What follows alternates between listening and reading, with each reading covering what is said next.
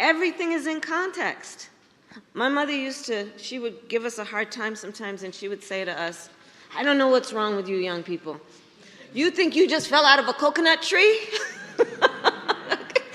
You exist in the context of all in which you live and what came before you.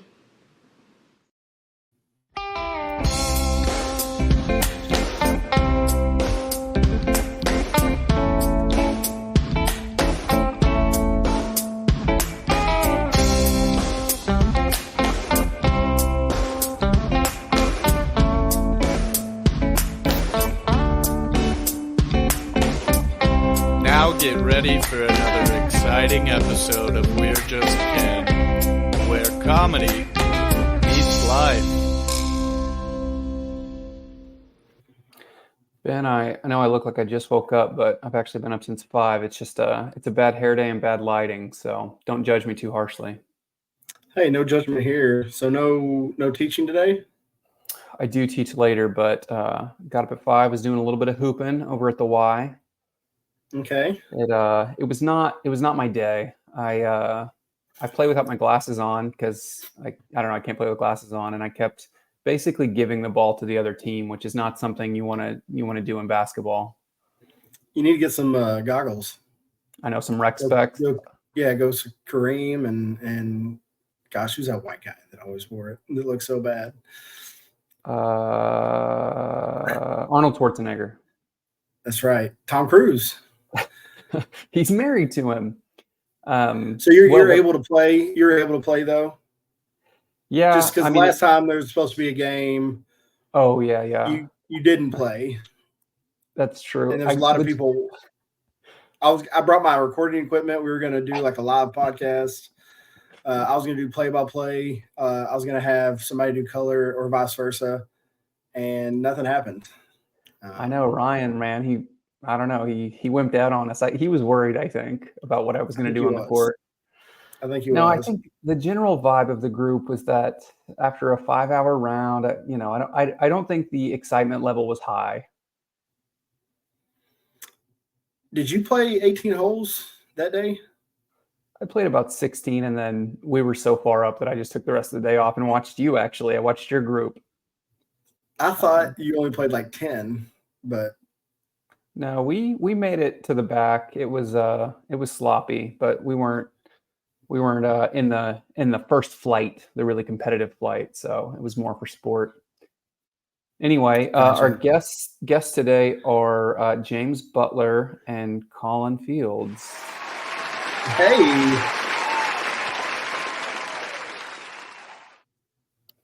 Yeah, that's what they've been clamoring for, more of us. Just say, we need more of these guys. Quit bringing on guests, that know more than these two. Let's just have these two talk. So, well, if people knew how organized we are, where we're texting 10 minutes ago saying, let's record an episode with no agenda, I think they'd be really impressed by our skills. Can I say that, like, my office just really, really showcases how bald I am? I mean, look at that glare off the top of my head. That's impressive. It looks divine. Jesus is coming back right now. See, I want to reposition my office, because if I could get in the corner with all my books, like how professional would I look? I think you look amazing. Yeah, it would be. It would be off the chart. We had a good episode the other day. Neil was really interesting. I think it would have been fun to talk to him for longer, but I don't know that the fans or Neil were interested in that. But I certainly had a lot of other stuff I could have talked to him about. Yeah, it's really cool to have someone that's done a lot, like, in such a short period of time. He's our age. He's been in tech space. He started a company, excelled. They even do. It's just crazy. I don't know if anybody's had the opportunity to go watch any of their like YouTube content or whatever. It's just crazy that it started off as a Twitter account for No Lane Up, and not just Neil, but then like they're doing stuff on Golf Channel. They're calling a lot of like LPGA majors on Sky Sports Radio, like overseas. And it's just crazy to see like LPGA. LPGAQ? No, not quite. Okay. You already got political with our clip to begin with, Colin. I mean, Okay, what are I we think I doing here? misunderstood. No, but it's just Um, really cool to get like that was the idea for this podcast for me was not only like get to talk to you more and I don't know, like I wasn't really happy with my career and this has kind of been a kind of distraction sort of, but it was to like meet people like Neil. Like I'd never met him before our video, our call. I never met Dan from the ticket, formerly of the ticket. Sorry. And it's just really cool to like meet these people. And I don't think that's necessarily like the entire idea of this because we've had average shows, so to speak. So I've just been enjoying able to meet, so many different people from so many different, backgrounds. Yeah, I think so too. And I think it's a nice mix of some folks that people outside our orbit have heard of, and then people in our spaces.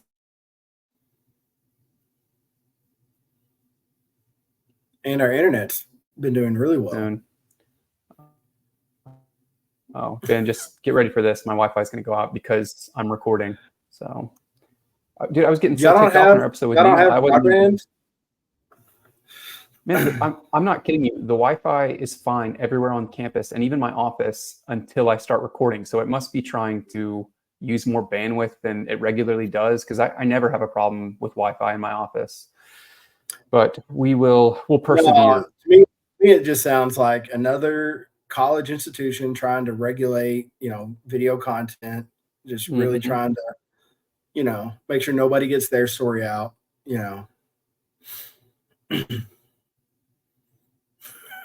I don't know if I'm down or Ben's down. Mine is good. I don't know what you're talking about. Am I cutting out, Ben? You I are. know. You are.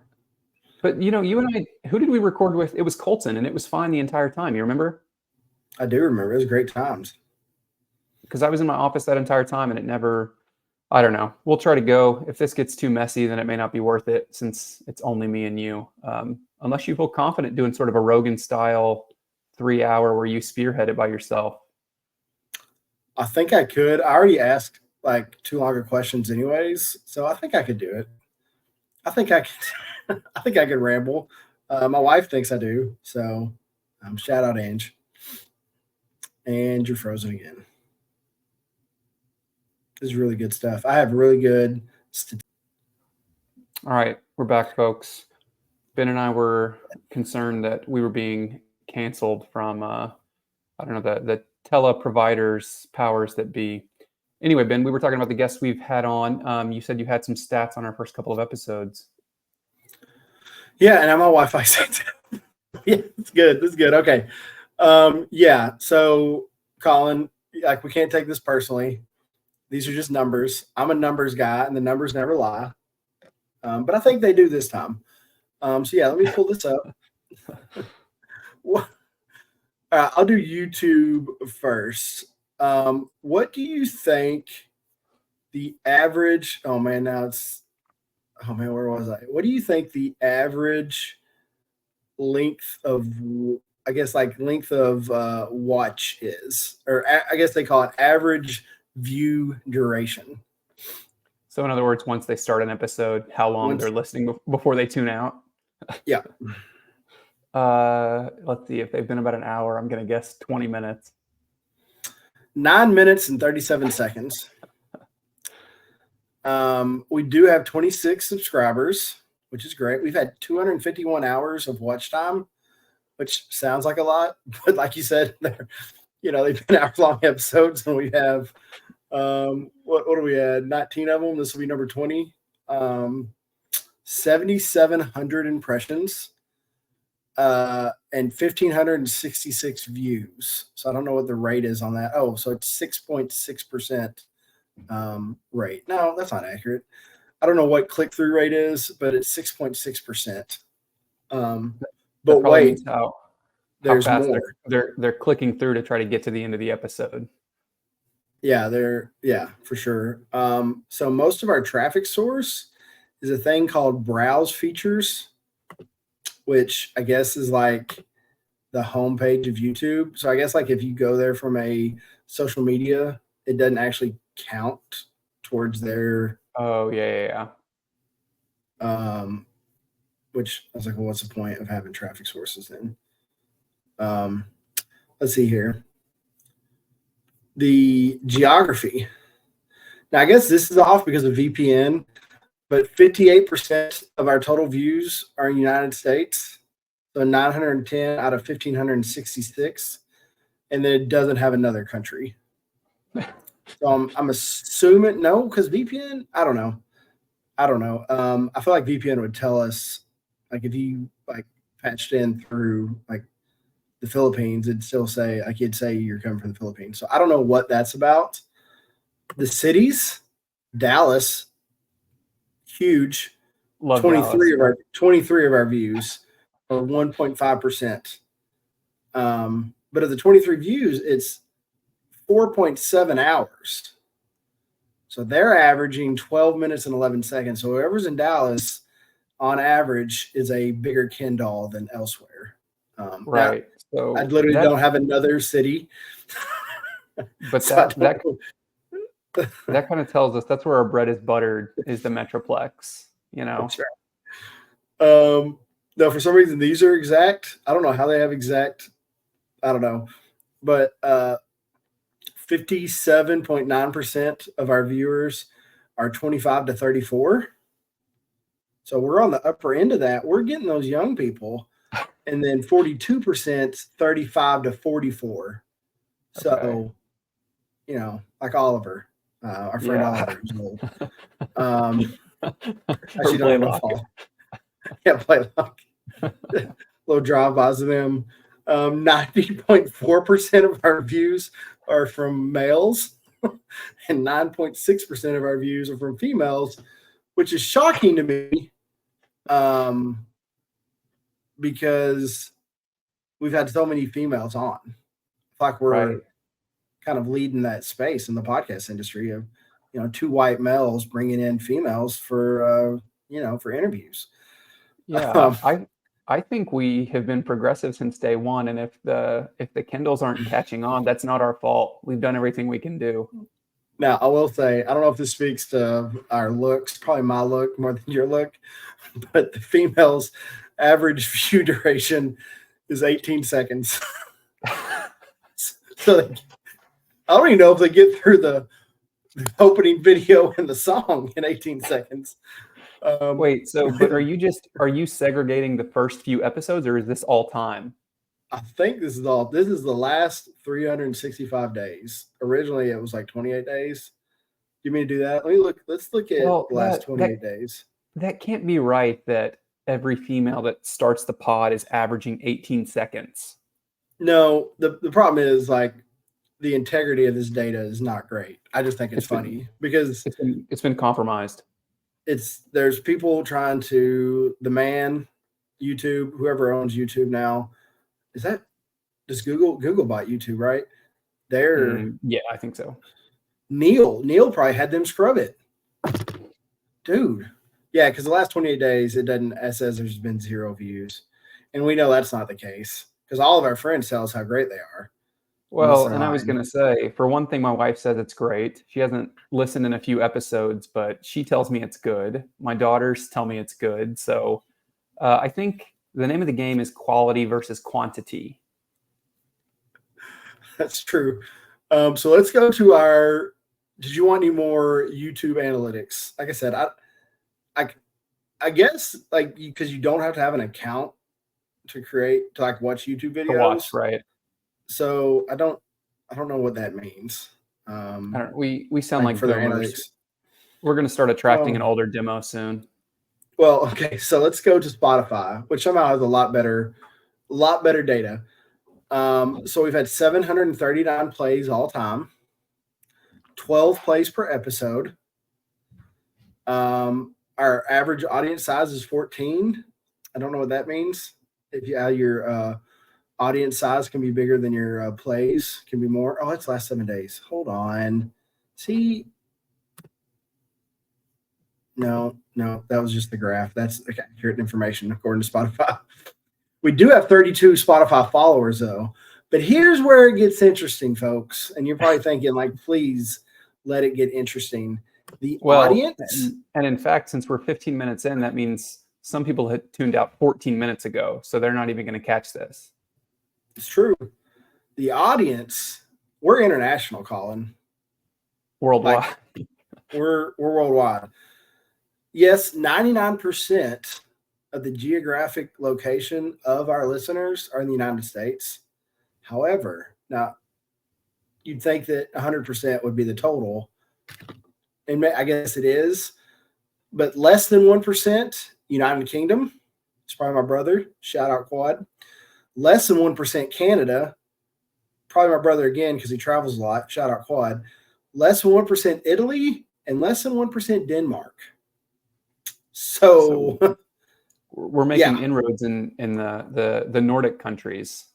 Yeah, it's kind of a big deal, is what I'm trying to say. Well, and you took the podcast worldwide when you went to Amsterdam, so maybe that was it. There was a presence. Yeah, I definitely listened to our podcast in Amsterdam. That's correct. That is correct. Ange, I can't hang right now, Ange. I need to listen to my own podcast. I take notes. I'll be honest. I hate my voice, and I get mad at I'm pretty hard on myself. So if I listen back, I just like make mental notes. Like, wow, you sound like an idiot. So, anyways, yeah, there's our statistics through the first 19 shows. I'm sure everyone found that very enjoyable, very informative. So, yeah. Well, this is a peek into those folks who want to start their own podcast where either they could try to mimic us and do it better, or they could just say, I don't like their approach at all. Let's make ours successful. So, Yeah. I would advise on the latter rather than the former. I think in either case, though, we're educating. Well, the idea, Ben, I mean, we've had guests coming on all the time, and in fact, we have a few more lined up. But Ben and I talked about occasionally just hopping on. I would say like the good old days, but that was only like May. So, nevertheless, the good old days of just me and Ben cutting it up. We could assess how the pod's been going, and then see what we've been up to, and folks we might like to have on, or hey, viewer feedback. Like and subscribe. Leave a comment. Who would you like to see? We love your feedback. If you'd like to see somebody, please reach out to them for us. I mean, tell us. I'm not afraid to ask anyone. So yeah, no, for real. If anybody wants anybody on, let us know. We'll listen. Well, I will say we're learners. We've had, I mean, not that we've had celebrities, but people that are bigger to us that if we had just emailed them to chat, that would have sounded weird. But when you email people and say, do you want to come on this podcast? I think that is more inviting. And even when I'll reach out to people and say like, yeah, we don't really have a whole lot of followers. We're just starting up. And then I think maybe they feel bad for us. So that works too. So we've had a high success rate of just emailing strangers and asking them to come on the podcast. Yeah, I learned something doing sales for years that this is free advice, folks. Free advice. If you can disarm them and tell them it's okay to say no, like, yeah, that may not increase your yeses, but it'll increase your responses. From what I can tell. And so like I always tell them, I give them out. If it's a problem, it's okay to say no. And before that, I'll tell them, I'll be honest with you, we're going to get a lot more out of this than you will. So if I don't want you to, come with the impression that, if you're in like Dan, like you're going to get so many more Patreon subscribers if you come on. I have learned of one. So Dan owes me a portion of that. I can't remember what we talked about. No, but for real, like if we can, I love asking people. I love asking people questions. Have you ever read the book? I think it's Going After No. Oh man. But it's basically like people will say yes. And this person would go like door to door and ask the most ridiculous question. Like, hey, can I jump on your trampoline in the backyard? And like people want to say yes.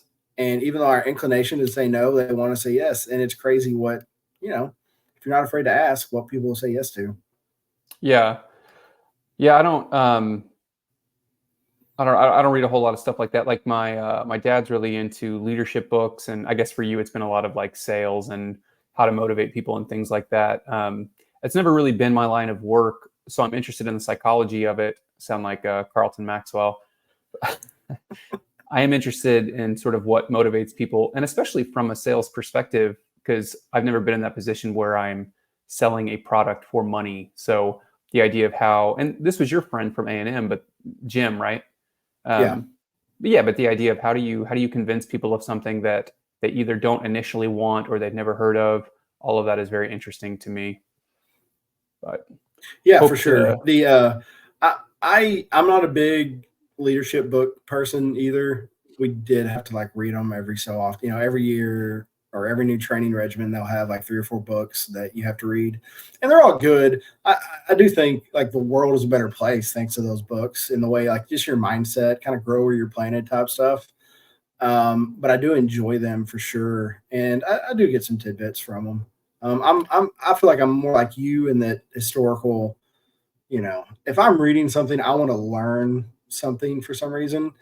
Not that I wouldn't learn anything from the leadership books, but I just, you know, I love history. I know you love history. You obviously teach it all the time. So yeah, I kind of lean towards those types of books. in the ed space, whether it was when I was doing K-12 or now at a university, a lot of books will be thrown around about how students learn or how to motivate students or all sorts of things like that. I'm not really given to those types of books, and I'll explain it to you why in a minute. But I wondered, from Angela's perspective, um, is she into those sorts of things, like the latest and greatest teaching methods or those sorts of things? Do those resonate with her? Not really. She likes to listen to like seminars more than like read books about it. You know, I don't know how you were, but she read so long for her doctorate that it was hard for her to pick up books there for a few years that were not, you know, for enjoyment. Sure. But one of the books that she did for her doctorate was Emotional Intelligence 2.0. I think it was the official title of it because her dissertation or treatise or whatever kind of encompassed emotional intelligence. And that is one thing I think about. I don't know how much like diving. I don't know how much like you've been able to or even cared to like dive into emotional intelligence, but it's fascinating to me in the fact that that is one thing that I do think of all the time because emotional intelligence, you can act, you know, your IQ is basically your IQ. It won't go up or down in your life, you know, kind of on average, but your emotional intelligence can. And that was one thing that kind of stuck with me when I make decisions. And I think, was that emotional intelligent? Was that how an emotionally intelligent person would think of it? You know, kind of like Dwight Schrute. You know, I think, would an idiot have done that? And the answer is no, then I don't do it.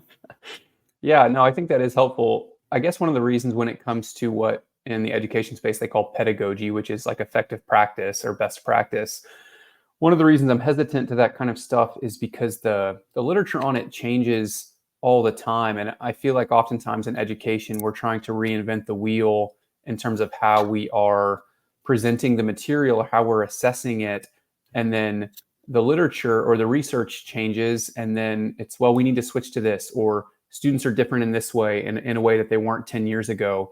And it's constantly changing in a way that I feel like is unhelpful for teachers or professors to figure out what works for them and what's effective for them and to lean into their own strengths.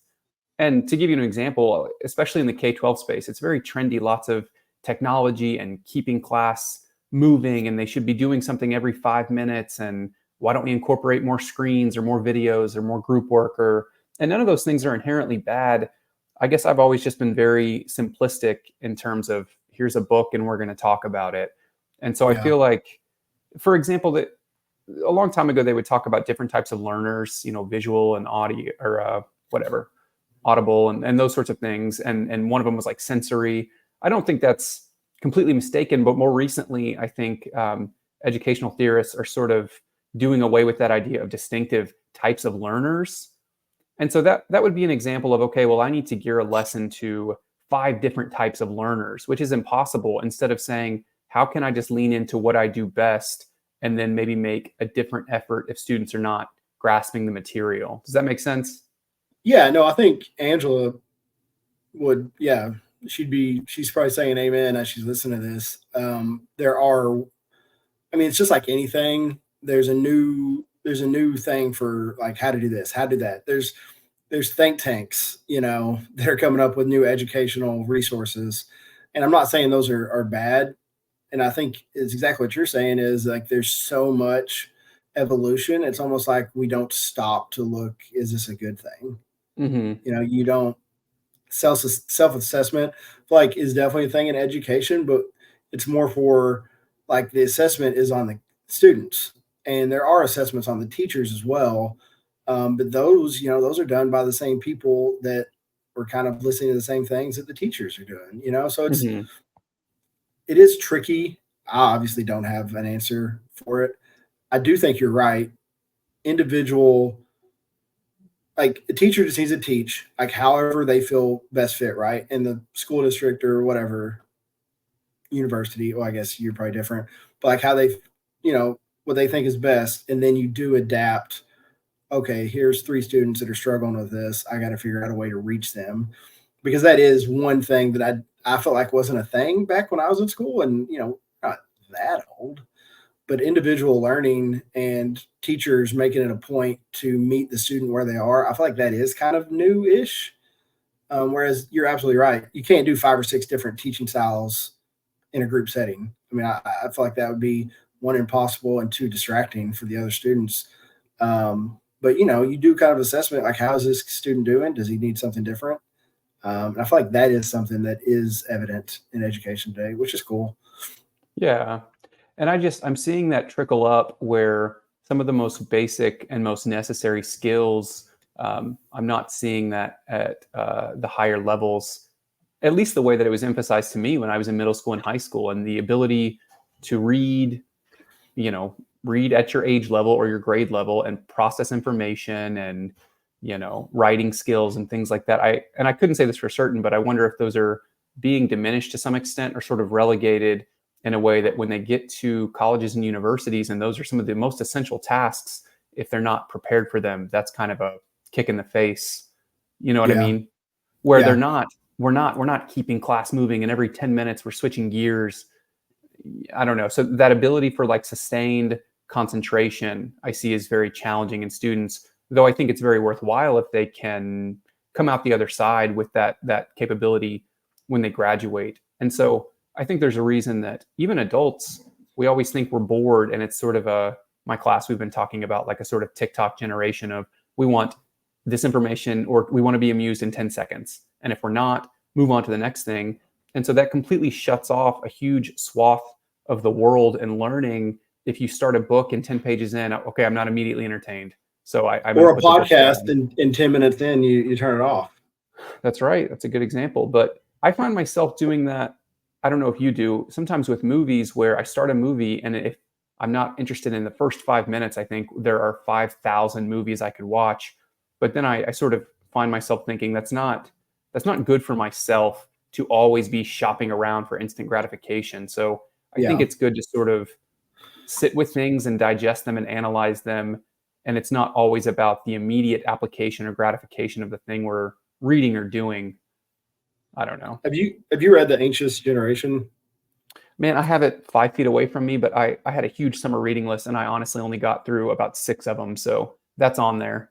Yeah, to speak to the irony of this is I haven't read it either, but I've read enough about it and I've listened to it might have been the author talk about it. I can't remember who wrote it, but yeah, it's Jonathan exactly what Haidt. you're saying. It's that the kids are mimicking the parents essentially, Mhm. as we want instant gratification. Like our parents didn't have that. And the kids that we're raising are just going to be that times 10. They're not going to know the idea of just being able to wait, being able to like sit still. And that's one thing I think about with Ford, which obviously with his, autism, he struggles already with attention. And so I've been really, and I was talking to Angela about this, like I'm trying to be intentional to me giving grace and being patient. And that's something that honestly I haven't been as good at, because I feel like we're always in a hurry, I mean, you know how it is getting out the door, but like, what do I need to do to set him up for success? Is it waking him up 20 minutes early to give him time to kind of do things on his own time, rather than just like, and then just immediately thinking he's doing something wrong? And it's something like, again, I've had to teach myself, essentially, that I need to be better. I need to not be anxious. I need to, so he's not. And so Mhm. Graham, my youngest is not. And it's tough. I mean, I'm not jealous of professors or teachers nowadays for sure because of kind of how we've set the next generation up for, I don't want to say for failure, just for differentiated learning, I guess is the easiest way to say Right. it. And it's ironic too, because I think at the younger levels, when they are kiddos, I would not advise them to sit in class for an hour and talk about a book the way that I would attempt to do with my 20-year-old students, because they have a lot of energy and they do need to move. And so the educational system is so constrained just by what it is, that there aren't a lot of options for creativity in that space. I mean, what are they going to have, like an 8-hour recess? So I certainly Yeah. understand the limitations of what they can do. But I think as they get older, if students can find topics and subjects they're interested in, and they start thinking about careers and life after school, which is sort of the realm of higher ed, I do think that's a necessary skill to be able to sit and converse and scrutinize something for sort of an extended period of time. And what I find often is that and students, I didn't read a lot as an undergrad. I mean, readings were assigned, but I didn't do them. So I certainly don't blame my students, but I think it's different with them. What they tell me is, I didn't understand this, Yeah. so then I start asking questions. Did you look anything up? Did you, if there's words they're using that you didn't understand, did you look them up? Did you even Yeah. read anything about context? Did you even read a summary, which is sort of getting it secondhand? And so those Yeah. are skills that I would want them to do on their own, without just assuming the professor's going to like teach me. He's going to dump this information in my head. It's really more, I hope, transferring those skills to them of being able to learn for themselves. You know what I mean? Yeah. I think it's interesting you say that because Dr. Patton in our MBA at Higher Penn, he made it very clear. There's not a lot of difference between students, that aren't Ivy League and students that are Ivy League, no matter where you are. The difference is the students at Harvard, he always talked about Harvard, and this was in Mona Lisa Smile. I don't know if you've seen that.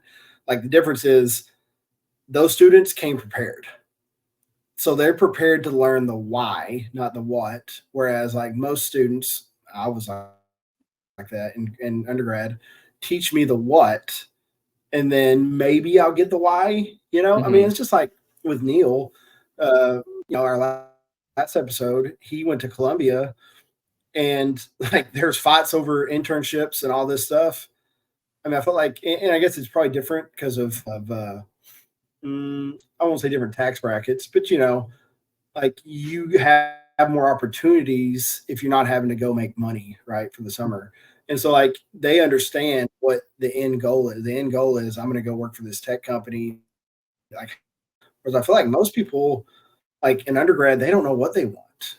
And not only do they don't, college is kind of set up that, again, we're not prepared for it. We're just there to kind of learn. Whereas, elsewhere, they're just there to dig deeper. They already know the what. Like, tell me the why. Yeah. It's a whole, I don't know. I have a lot of thoughts about that. Like, is college job training? Is it this liberal arts model of the life of the mind? Is it teaching kids skills, or is it teaching them ideas and concepts? So it could be sort of some of all of that. But yeah, I think you're right. But that's a conversation that me and some of my students are having in class, is what we're doing here. Because I was doing a lot of reading over the summer about the notion of the sort of liberal arts, this interdisciplinary curriculum that most universities adhere to, and the sort of the benefits that come from training intellectually for life after college, which looks much different than just job training. Because what I try to point out to them is, if this is just job training, it's really expensive job training. You know what I mean? And so I think if you, for many trades and professions, you could teach yourself, or you could apprentice essentially, and do most of that relatively inexpensively. So I would hope that if they're paying thousands of dollars to come to a university, that they aspire to something beyond just job training. But that's a hard sell. It's a hard sell for many reasons. It's a hard sell in terms of marketing. How do you market what I just said? And how do you talk about ROI? So is there return on their investment, that they're deeper thinkers? Because that doesn't always translate in terms of the bevy of colleges and universities they could go to. We'll come to ours because we'll help you think more deeply. I don't think is a strong selling point, though I think it's a valuable skill. Yeah, it's interesting to say marketing studies. I can't remember. There's another book. I had to read so many books. I didn't have to, but I did enjoy this one. It was getting to, oh man, what is the name of it? It was basically, it told a bunch of stories on getting your message across. And one of it was this guy went to a third world country that didn't have plumbing. Well, they installed plumbing there, or maybe some outhouses or something, and nobody used them, right? So nobody used them, and they're like, well, why wouldn't they use them? Why would they still throw their filth out in the streets? Like, we have these beautiful porta potties, or whatever I can't remember what it was. And then so like they went, you know what we need to do? We need to go tell them what they need to do. And so they went to these big, whatever meetings to tell them. Still nobody used them. And so like they're sitting there like, what? Like, why?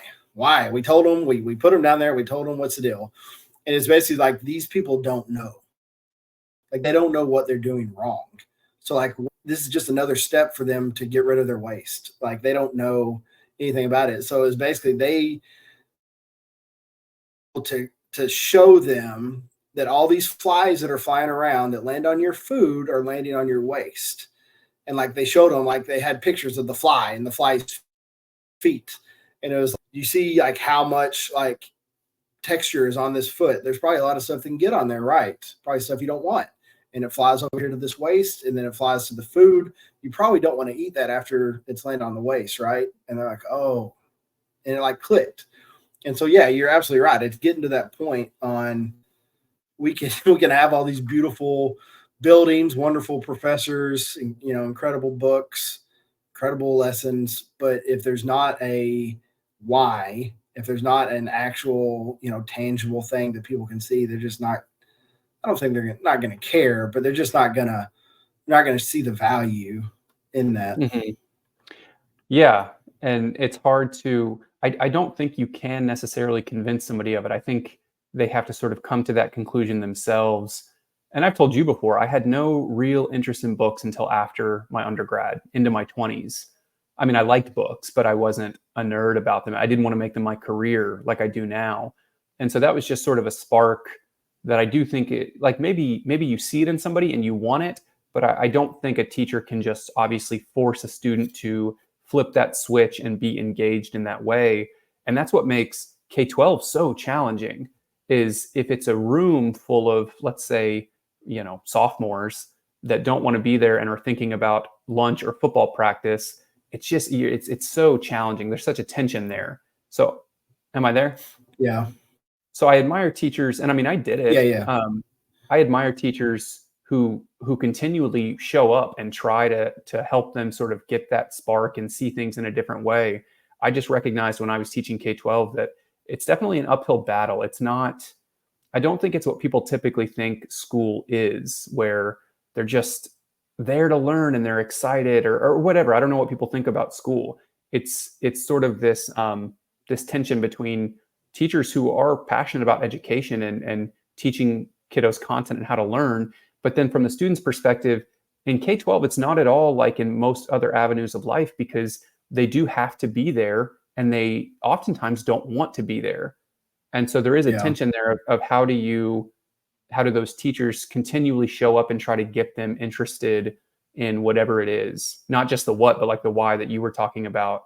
And so I admire them. I think oftentimes they can sort of sow a seed that blossoms later, but I feel bad for them if they've done it for 50 years and just feel like, where are the fruits of my labor?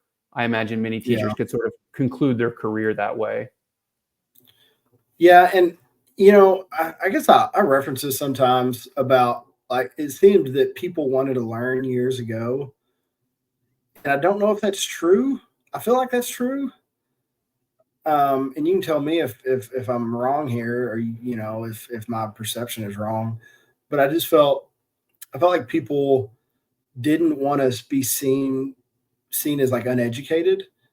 And so, like, even if it didn't necessarily impact their day-to-day lives, they still wanted to learn. And that was like a major point in the home. It was something that, like, I'm sure teachers back then, they didn't realize how good they had it when they had kids showing up that wanted to be there. Am I wrong on that? Was there a change that, or maybe things are just exaggerated now? I don't know. Well, I mean, things certainly changed in America in the 20th century with compulsive education, because that's the crux of somebody being in a classroom that you cannot tell them that they want to be there. You know what I mean? You can make them be Yeah. there, but you can't make them want to be there. And so if we look back sort of historically, I do think it's a misnomer that in general people wanted to learn, because if you think about most of human history, the goal was to eat and not die. And it's only in about the last 150, 200 years that most, like the masses of Western Civ, have had opportunities, what we call leisure or non-work, to even pursue the intellectual life. And so not everyone took advantage of it. But yeah, I certainly don't think, for one thing, it wasn't always a possibility, but even when it was, people had time to learn. Oftentimes, historically, they're sort of so beaten down by their lives, whether that was a career or the Yeah. necessity of farming, that books, I don't think, were as appealing to most people. And so Yeah. I don't think it's too dissimilar. I don't think human nature changes a whole lot. Um, there is this idea, and I talk about this when we're talking about sort of what's called historiography. There is this idea that, the past is always sort of this idyllic space, and if we could just return to it and inhabit what those people did and they thought we would be better. And that's always sort of a Yeah. myth, because what history reveals is like their own issues and bad ideas or bad approaches, some good, some bad. But you quickly realize, and I saw this on Twitter this morning, he said, yes, inflation, yes, bad politics, yes, this and this and this. And he said, just ask yourself, do you want to live 100 years ago or today? And so it was kind of Yeah. obvious. If the answer is today, then on many, many levels, we're better today than we were in the past. You know what I mean? Yeah. And so even something like the internet, which has the ability to sort of democratize.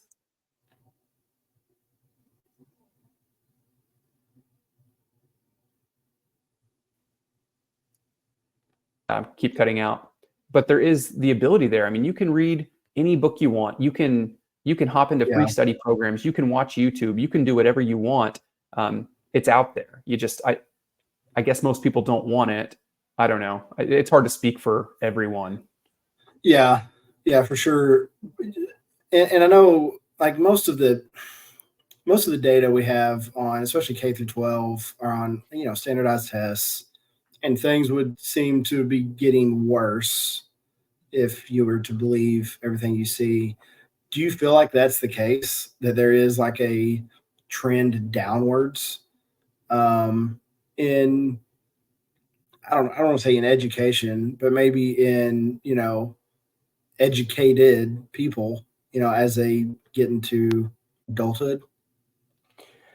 I do think that, and this is another thing that I think history shows us, is that every generation thinks that the next like the generation ahead of them, as in subsequent to them, the younger generation, they always think that they're wrong and that they're making mistakes. So sort of universally, those generations have always thought that the generation of their kids were sort of veering in the wrong direction. And it almost never Yeah. proves to be the case. So even looking at Hate's book, The Anxious Generation, there's lots of literature to, and in fact, I listened to a podcast with an economist who said this current generation are going to do things and create things that we haven't even thought of. And so it's not going to be Yeah. all of them, but it was never all of them. So I do think Yeah. there are metrics and data that are unsettling, but I think using history as a guide, it's safe to bet on the fact that they will do things and become things that we haven't even thought of. So if we're only holding them to the standards of our generation, that's going to not quite be so applicable.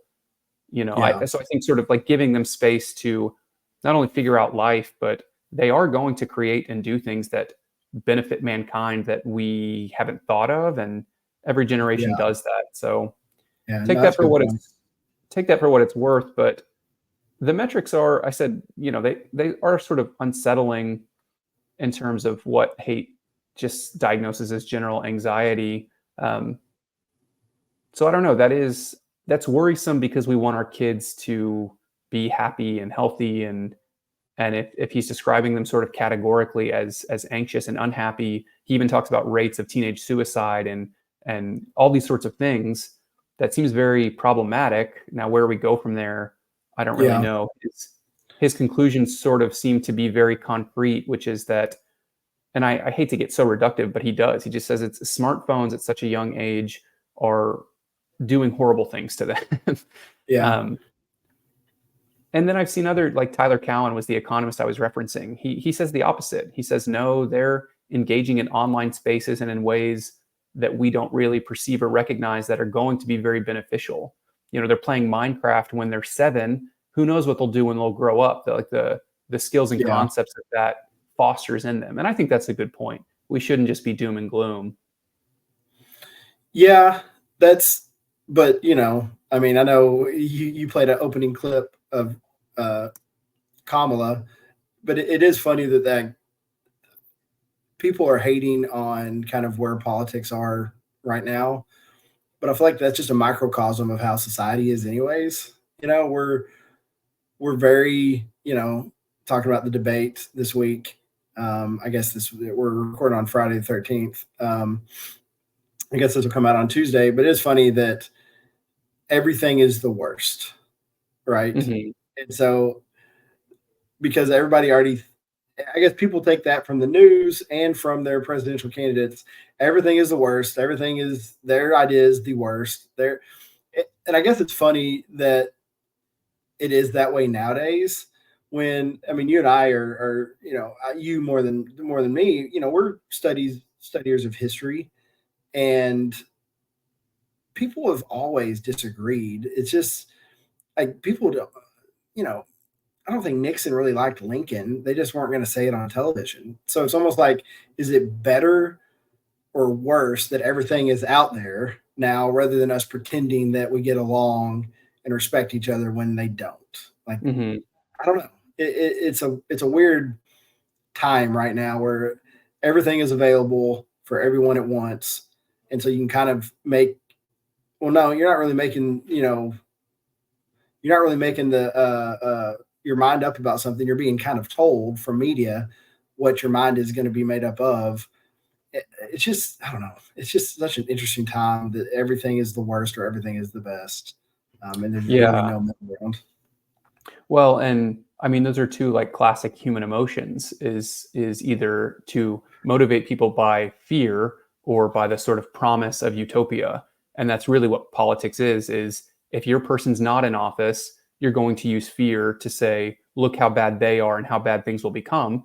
And if your person is in office, then it's supposed to be the optimism of look where things could go or look how good things are. And that's why Yeah. political slogans are the most succinct ways of trying to communicate either sort of fear or optimism. And so Yeah. Make America Great Again is kind of both because it's saying again, which is fear inducing. It used to be great and now it's not, but it could become great again. Or, Yeah. Obama, hope and Change. change.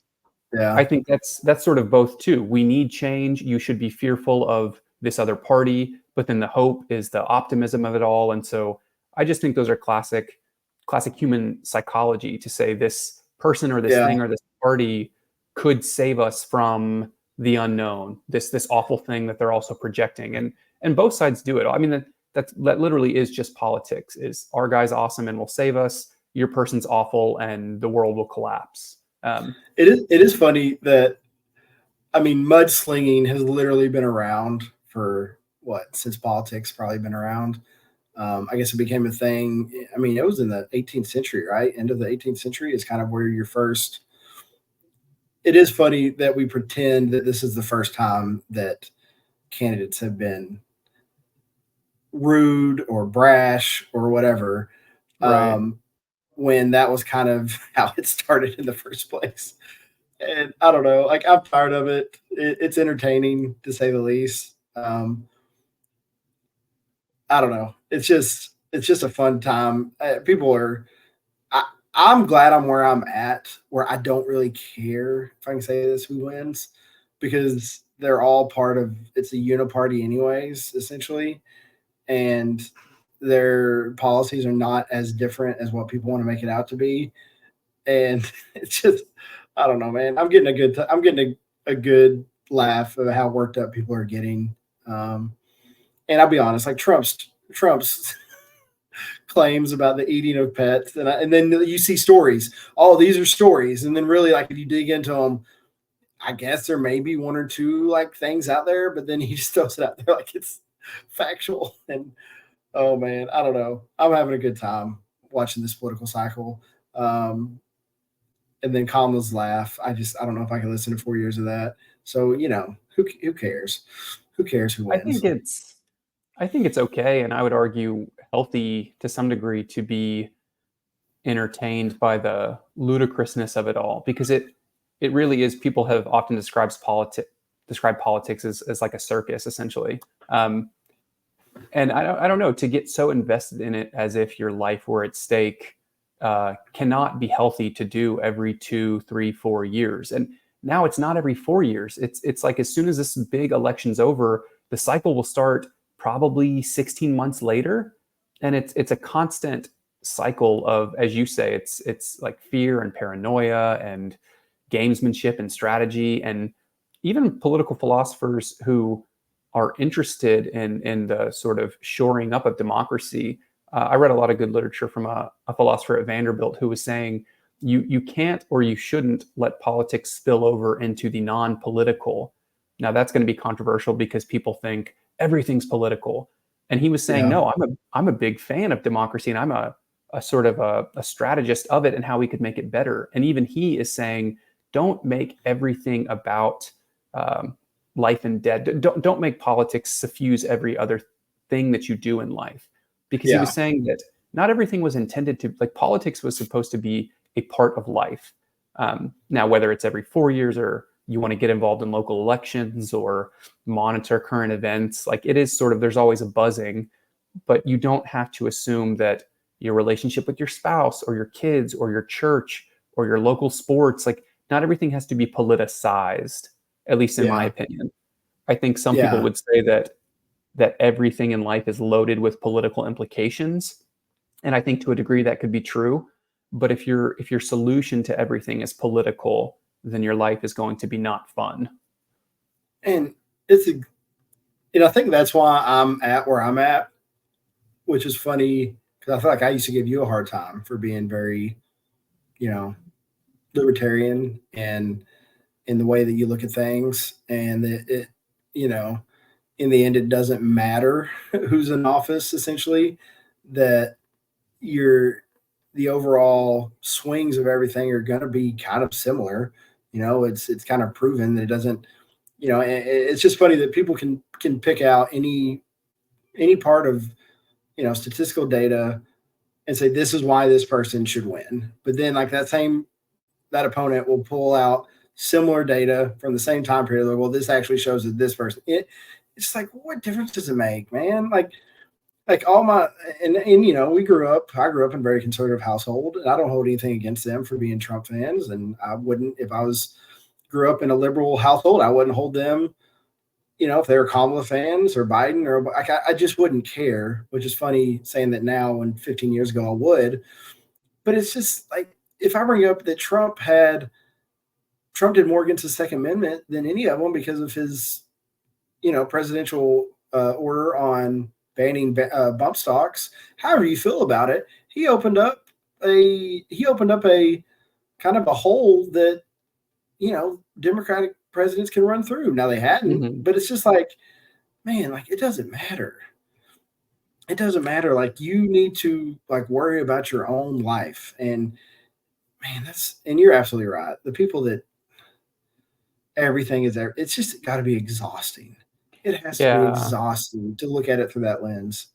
And to always, I don't know, to feel like you're always right about everything is also got to be exhausting, or that you're up to date with the current sort of progressive take on something is similarly, I would imagine, exhausting. But I was going to say, I think people's association with politics is really wrapped up in the personalities of the candidates, more so, I think, even than the issues or their perspective policies, because it's, at least so much of the time, if I'm just going anecdotally, It's people like Trump because of something about him, or they dislike him because of something about him or his personality or something he said. And it's similarly for all the other candidates. For Kamala, if you said, well, why don't you like her? And, we joke about her laugh or whatever, but it's like, well, her personality bothers me or whatever, right? And so I don't know, that's strange to me. I guess in a sense of like, shouldn't the first question be, what have they said that they will do or won't do if they're the most powerful person in the world? You know what I mean? And so the idea that kind of goes back. That goes back to, the first televised debate was Kennedy and Nixon, and the people that watched on TV said Kennedy won, and the people listening on the radio said Nixon won because of how they appealed to each other in different ways. It's right. Well, and crazy. it becomes, people throw around the term identity politics, but it is that idea that my identity is so closely identified with either this party or this candidate, typically the candidate. And that, even more so than party, because of the way that Trump disrupted the Republican Party. I think people now, his ardent followers, are loyal to him more so than the Republican Party. Do you have any doubt that if he ran as an independent this cycle, his really hardcore fans, I think, would have stayed with him instead of the Republican Party? And so that's why I can guarantee the head of the GOP did not want Trump as a candidate. I can almost guarantee that. But if they don't make him the candidate, then he wrecks any opportunity Republicans winning. He has. It's because if you don't, you're a rhino, or you're a Republican in name only, and you hate this, and so you're absolutely right. Now, I will say that's not necessarily true on the other side. Like, I don't think if Biden or Kamala, maybe Obama would have, because so many people identified with him, if they ran as an independent, I don't think they would impact hardly anything, Yeah. But I guess, and maybe Trump definitely is unique in a lot of ways, but he has supported and given money in the past to liberal candidates. He donated to Hillary Clinton's campaign when she was a senator in New York. And so all that to say is that let's go back to 2014, and maybe he announces that he's running as a Democrat, and nothing about the next 10 years changes. Just his rhetoric becomes more on the left than on the right. Like, I don't doubt that their party would embrace him and the numbers that he could do for them, even though it's the exact same person and maybe the exact same positions. But now it's like, well, he's on our team. And so I don't know, something gets conflated where we sort of conflate our identity with that person. And if they lose, it sort of threatens our way of life or our sense of self.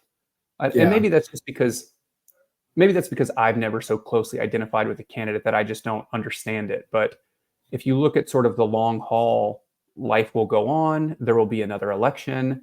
In 4 years, they're going to tell us that was the most important election of our lifetime and democracy was on the ballot. And like, if you're 18 right now listening to this, just start writing it down every 4 years when they tell you that this is the most important election of their lifetime, because by the time they're 80 or 90 and near the end of it, that will have been the most important election of their lifetime. So if you can cut past the rhetoric of it all, I'm not saying that elections are insignificant. I think who becomes, especially in this case, the president, and even on a local level, your sheriff, your school board, those are exceedingly important. But I think you're right, Ben, that the idea that we just have a menu of choices and we just got to make the right one, I think many times that's false if you look at the really big issues that will continue regardless of who's in office. Yeah, no, you're absolutely right. And like you were saying, Trump had switched or whatever. I think he was a registered Democrat back when you had to register. And I think he went independent and then Republican. But it's funny how, because of even Republican Democrat policies have switched, like Republicans can claim Lincoln, the first Republican president. Okay. However, if you looked at his policies compared to like what a traditional Republican would have been back then, he's not. Martin Luther King, they can claim he was a Republican. And it's so exhausting because they would not have identified as Republicans, and well, my great grandmother said the working man doesn't vote doesn't vote Republican. And that's like the exact opposite of how that's flipped. Whereas Right. the Republicans are the class of working class people. I mean, it's the party of working class people, and it's just, I don't know, man. It's so exhausting how we can pick and choose and how we, appropriately kind of identify somebody as such. It's just, I don't know. It's such a pain. But it's sort of self-perpetuating because it feeds itself. If politics can ingratiate itself into people's lives, and then people are attuned to it and not other parts of their lives, then it's self-sustaining and it gains so much momentum that it just consumes people, and it consumes more and more of their life until so much of their life is about elections and candidates and issues. But I was going to say, and maybe we could spend, I don't know, 10 or 15 more minutes, and if you need to hop off, but I'm reviewing this book right now called Jesus and the Powers for a journal. I think it'll come out in the fall, and I intend to send it off today. It's been accepted, but I needed to do some revisions. One of the authors is N.T. Wright, who's a very popular theologian right now. Cambridge, maybe, somewhere in Europe. Most folks will know the name N.T. Wright. And he and his co-author make this argument, and they say that for Christians, the whole point of the book is like, how should Christians approach politics, which is timely. But their approach is that despite sort of how they call it seductive, despite how seductive political power is, they say Christians do have an obligation to sort of faithfully participate because God wants to reconcile power. That's the word they use, is reconcile. And what they mean by that is that political power is this sort of potentially corrupt thing that will be redeemed by God eventually, or is being redeemed, if that makes sense. Sort of like our own lives. We're sinful people, but we are in the process of becoming redeemed or reconciled to God. And so their argument is that, like, yes, don't make your life politics, but there are ways that they say we're obligated as Christians to participate. And they sort of take the standard biblical arguments of Romans 13 and other parables about taxes to say we should obey the law, we should pay taxes, but then they also say we should participate in elections and support candidates and maybe run for office and vote in major elections. And so I guess where I disagreed with them was that on particular issues like, the term submission, like submission to governing authorities, the point I'm making in my review is that the Bible does call us to submit, obey, and do particular things such as pay taxes. At least most folks would agree with that. But what I argue is that, like, that's sort of the minimum. It doesn't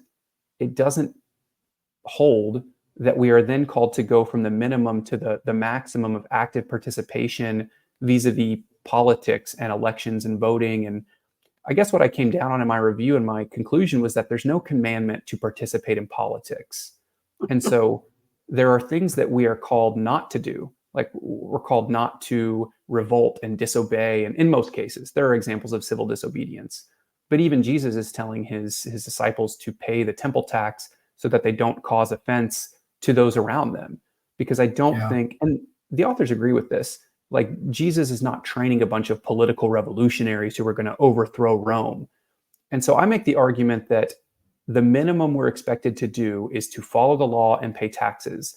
But that doesn't hold. That doesn't segue into a biblical call to do all these other things all the time. You know what I mean? Yeah. And so folks may disagree with that, and I think that's healthy. Not everyone's going to agree with me. But I guess the point that I was making, I tried to give an analogy. I said, suppose there is this institution that we call gambling, and it can be very addictive and very problematic, and it can ruin your life. Now I say, if we equate that to politics, we from the outside could counsel somebody who is addicted to gambling, and we could put them in Gamblers Anonymous, and we could encourage them. But we wouldn't start going to the card game in an effort to, like, redeem the card game, And so I don't know that the analogy is necessarily one-to-one, but the point I'm making is that Christians can do so many things about politics and with political issues that doesn't have to go through the channel of political participation as it's traditionally understood. You know what I mean? Yeah. So well, that's a starting. Well, I was going to say, I think Billy Graham is, arguably the most impactful evangelical Christian of the last, however many years, he got in trouble when like the Nixon tapes came out and he was on record like giving political advice and military strategy to like, I think he wanted to bomb the Vietnamese, or I may be way off on that. No. I was going to say he definitely did. Yeah, and it's just like, obviously that's an extreme that a pastor of that was given military, but I feel like that's the problem, is that political power corrupts. And yes, like you said, God is going to redeem it one day. But the idea that Billy Graham was given military advice, it makes me question kind of any Christian really getting that involved. That if you want to run for office, run for office. But I don't think, it's like the Crusades.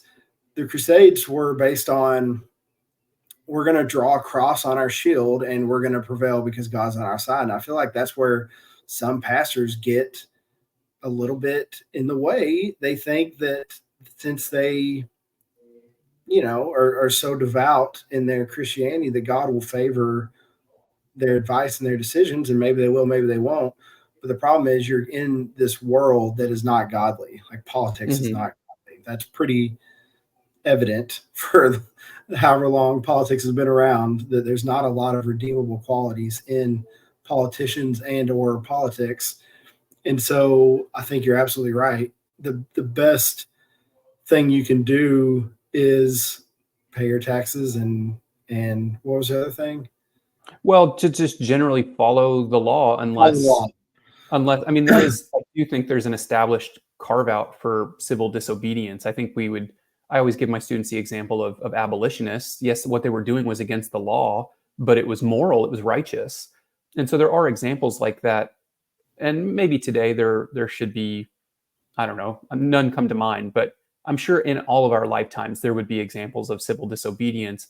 But they're generally saying the minimum is to obey the law and pay taxes and respect authority, however you want to interpret that. I just don't think that. Sorry, go ahead. It doesn't have to mean getting in the mud and participating in the formality of it all. Because I think when people say, "Are you political?" that's what they mean. Do you recognize or do you associate with a party? Do you vote? Do you run campaigns or contribute to campaigns? And I guess my whole point is that that's just one definition of being political. Another definition would be that you deeply care about justice and issues, but it doesn't mean that you have to seek political solutions to issues of justice. Yeah, and absolutely. The church should be a sort of radical counter narrative to what politics is. The church should say, we care about this stuff way more than you do, the political class, and we are coming up with creative and sort of justice-minded ways of solving it. And I think the church does that. I think the church promotes adopting kids and fostering kids and feeding the hungry, taking folks in, helping refugees and immigrants, and all of the things that I think the church should be doing. They don't always do it perfectly, but I think it's so much more righteous than the way that politics claims to solve issues, Mm-hmm. And I think the problem is Christians think, and I hate to say this, but I think a lot of Christians that are so caught up in politics think that you can legislate people to Christ, in a sense. Right. That if we have the right politicians in there passing the right laws, like, we'll be a moral country. And I just don't think that's accurate. I think that time and time again, it's shown that that America is not really moral for the most part when it comes to their political decisions, whether that's in regards to different wars that we're starting, or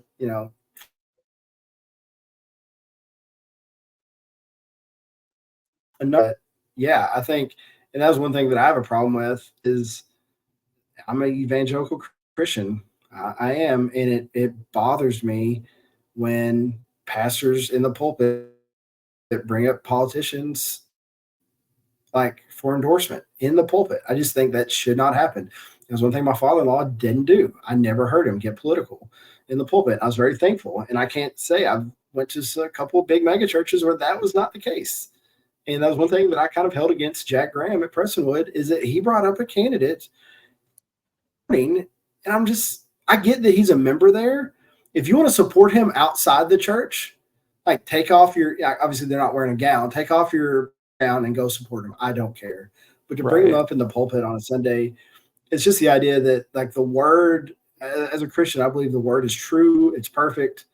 And that's the only thing that should be preached from the pulpit, and not a political endorsement. Yeah. And I think what's interesting about that is that if a pastor were to say something that's very sort of politically charged, for example, that we should care for immigrants. Now, that on its face is not an endorsement of a politician, but I would say that is a very political statement. And what I mean by that is that the church is called, I think, to get involved in issues. Now, the issues become politicized, but they don't have to be. We don't need a politician to tell us how to love our neighbor. In fact, I think they would give us poor advice. And so I think pastors, and we see this in Christ's life in the New Testament, is like he's constantly getting involved in these issues that today we would call them political issues, but they're just issues. And politics is a solution, or the church is a solution.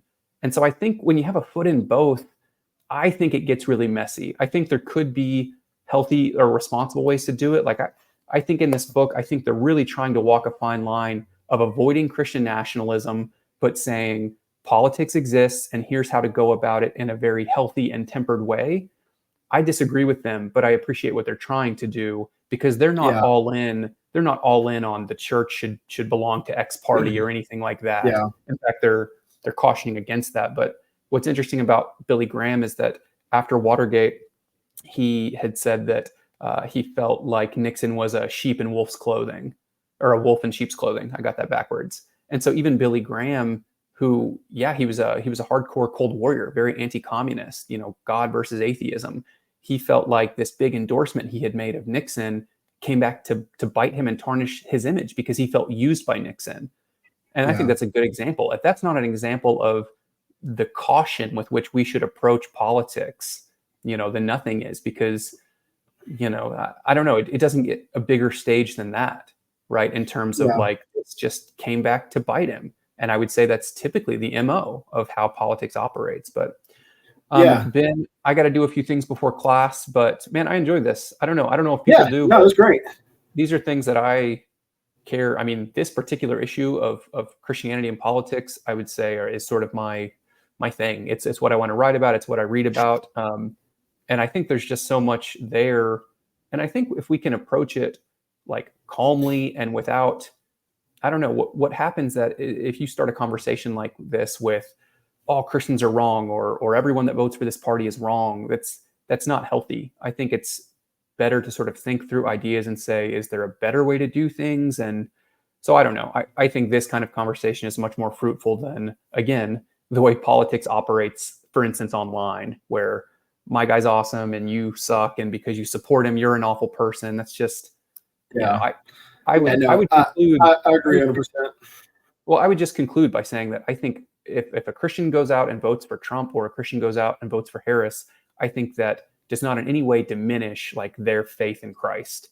Now, I may think those are mistaken decisions, but I don't think that God somehow like pulls the ripcord and says, well, you messed up here, or whatever, right? And so I think Christians are genuinely trying to be faithful in the way they approach politics. I'm just suggesting I think there's a different way than we typically think about it. Yeah, and I feel like I hate on, and I know you have to go, but I feel like I hate on the church sometimes when it comes to politics. I will say every church I've been involved in are incredibly faithful to meet the needs of the community. They go out, they donate billion. I mean, obviously the ones I haven't been a part of haven't donated billions, but I feel like that's one thing that gets kind of misconstrued in the media, is that like Christians hate poor people because they don't want politicians to pass laws that support welfare or government projects or whatever. But I feel like one thing they do is like they put their money where their mouth is. For the most part, they do support that in their own money. They just don't think that politics should be a part of it. So I will say, like, I would love to see a study of who donates what to what causes, because I feel like Christians do donate more and do put their money and time into causes that help the community. Whereas I feel like in the media and in general, they kind of get a bad rap for that. So I will say that is one thing that I do like about the church for the most part. And maybe it's because they don't politicize it themselves, and maybe that's one of the things they do right on the political side of things is they don't advertise all the good they're doing. But they are doing a lot of good. So I do have to give them props. Yeah. And I think if a Christian, not that I know anyone like this, but if they were to say, I care about these issues and the way I care about them is because I pay my taxes, and it stops there, like what a shallow way to love your neighbor is through taxes. So I think you're exactly right, is that are you, like us, are we invested, even if it's just one particular issue, are you actually invested outside of the political realm where you can say, like, I am sacrificing in some small way to love my neighbors on this issue and not pawn it off to Trump's going to fix this. And you know what I mean? Like, so again, I would use the word imagination. Do we have an imagination about how things could be done in a more righteous way? We should pick that up sometime though. I could talk about that all day. Benjamin, we have a couple of good guests coming up next week. Well, I don't even know the order that we'll release these in, but the pod will continue and folks will start tuning in for longer than 18 seconds, I bet. I'll give a hint. Our next guest, maybe, again, don't know, has more Twitter followers than all the other ones have, pretty much combined. Whoa. So I wonder who that could be. Yeah. Well, we've only had 18 episodes, so it could be just about anyone. It could be anybody. Anyone with over 150,000 followers, probably. All right, man. Well, this really wasn't a comedy meets life, but we could still do the outro. Yeah. What about We're Just Ken, where politics meets culture, or do we need a different outro? Yeah. No. All right. No, we should still do it because we made people laugh. I can hear it. I can hear them laughing. So you'll say it, I'll say it, and then we'll say it together. Yeah, and what's funnier than talking about like really serious issues and the dismantling of the country? I mean, that's hilarious. So I know very little about like the books we talked about and politics in general. So I'm sure I sound very informed.